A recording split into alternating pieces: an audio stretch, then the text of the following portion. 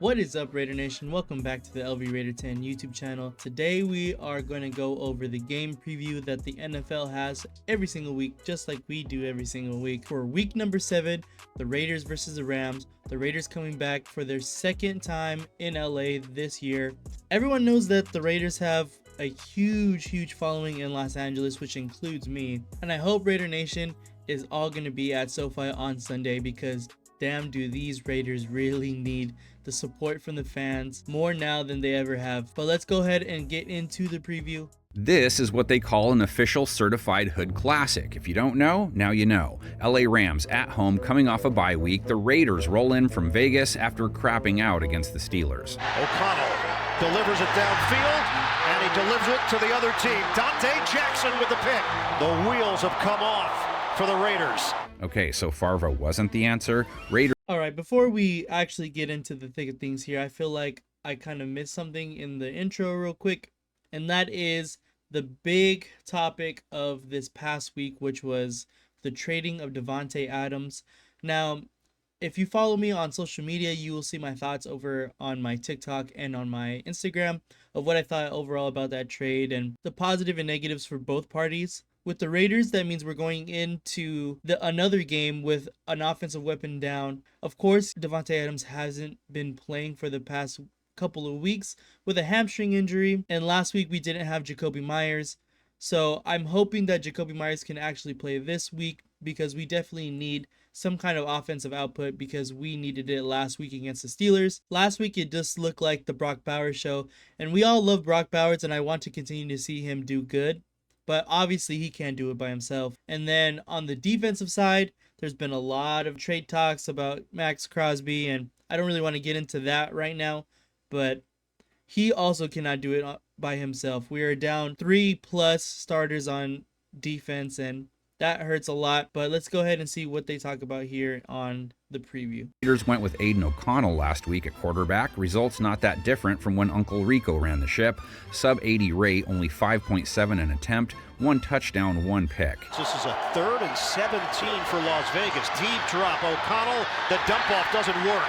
It's been very quiet for Las Vegas on offense. He didn't have Jakobi Meyers or Davante, just Brock Bowers, 10 targets, 5 more than anyone else, 71 yards, 9 catches. Bowers already looking like a Pro Bowler in his first 5 games as a pro. Here's some silver and black hope for you. They take on a rattled Rams secondary. They've given up a 117 rate so far, 10 touchdowns allowed, a 156.5 rate given up to tight ends. That's the worst in the league. Not good versus wide receivers either.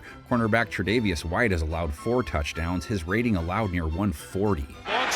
Yeah, so that's really good for the Raiders. You know, obviously our top target being Brock Bowers, since losing Davante Adams, of course, to injury, and then, of course, to trade now. And Jakobi Meyers, if he can come back, I feel can have a pretty big impact on this Raiders offense. It all comes back to quarterback play and holding on to the ball. Every week I say this, you have to be able to control turnovers, because turnovers have killed us, well, actually this entire year. This entire year, turnovers has absolutely killed our offense, and any kind of momentum that we can try and get with our offense. It just feels like whenever we start doing something good, our offense turns the ball over, and we can't keep our offense on the field. End zone, Harrison! Caught! Rams pass rush, less than 2 sacks a game, but healthy pressure rate. They don't blitz much either. Kobe Turner 3 bags, Byron Young 2. Purdy lost the ball. It's loose. It belongs to the Rams. And it was Byron Young off the edge to knock it free. O'Connell only sacked once by Pittsburgh. Raiders run game, no Zamir White, 57 yards on 3 a carry without him. And he gets thrown down in the backfield by T.J. Watt. Again, weakness versus weakness. LA's play against the run, not great so far. 4.6 yards per carry allowed to running backs. Swift. Other side of the coin, Matthew Stafford. His line and top 3 pass catchers have spent a lot of time with JD and Turk. His stats reflect that so far, but he is keeping them in games at least. Take it to him on 3rd and short. And they pick up the first down with Whittington. Or Hawkeye and Pierce for the old heads. Guys Vegas's DBs will encounter maybe Cooper Kupp. He looked like he might finally be ready to make his return. That would be huge. Yeah, like he said, Cooper Kupp, if he does return, that's going to be huge for the Rams offense. And with an absolutely depleted secondary and kind of just worn down defense over this entire season so far, that's pretty intimidating. Of course, it'll be Cooper Kupp's first game back after suffering an injury, but if he can get back to being the Cooper Kupp that we know he can be, especially with the way that Matt Stafford has been playing pretty decently well this season, especially with his top targets out in Cooper Kupp and Puka Nacua both being injured, I think this Rams offense can give the Raiders some fits offensively. He joined Jordan Whittington, 40 yards per game, Demarcus Robinson, 37 per contest, Tutu Atwell averaging 56. Down the middle he goes. He's got Atwell again after 25 yards on that play. Tight end Colby Parkinson leads the team in targets. Pass, Parkinson fought for the first down. Close to 4 catches a game, just 33 yards per game. Raiders secondary they face comes in off a strong performance, held Justin Fields to 145 yards passing, just 6 yards per attempt, a mid-70s rate. Didn't even give his team a chance with Jack Jones there defensively. Numbers versus other quarterbacks this year not as good for what it's worth. Vegas did get home versus Fields 3 times. That didn't work. Get it out of the playbook. Divine Diablo. Rams O-line they throw them bows with have used 9 guys already. Hope is some of their hurt guys healed over the break. Stafford's been dropped 16 times, so little over 3 per game. Blitz. They got him. They throw him down. All the players in the house that can buy the bar, Kyron Williams can, I think. Little over 70 yards per game on the ground. Found Bob Rossland 6 times already. It's Williams. He's in. Kyron Williams is another key component for this Rams offense that kind of scares me because, as seen last week against Najee Harris, against good backs, the Raiders do have trouble stopping them. And once they get going, like I said, last week Najee Harris had a really big game, and Kyron has been having a pretty decent year. That makes me a little nervous. For the Rams, touchdown. Williams has had to grind, though, just 3.8 a run. What are the chances he goes off this week? Raiders' rush defense gave up 7.6 a carry to Najee Harris, who is known in some circles as Mr. Under 4 a pop. Harris sidesteps, gets to the sideline.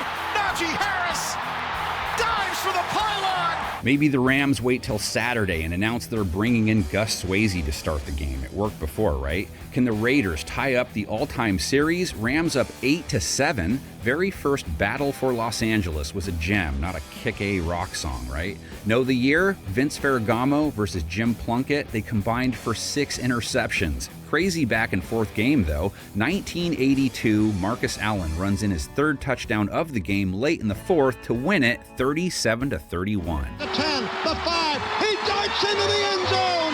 Touchdown Raiders! Holy Toledo, this is a crazy season. All right, let's see.